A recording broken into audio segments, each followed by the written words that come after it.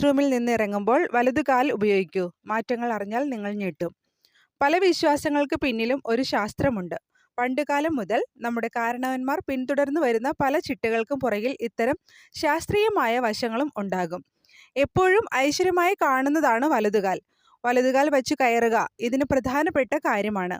ഇതുപോലെ ഒരു വിശ്വാസമാണ് ഇടതുകാൽ വെച്ച് ബാത്റൂമിൽ കയറുക എന്നത്. ബാത്റൂമിൽ കയറുമ്പോൾ വലതുകാൽ വെച്ചല്ല, ഇടതുകാൽ വെച്ചാണ് കയറേണ്ടത്.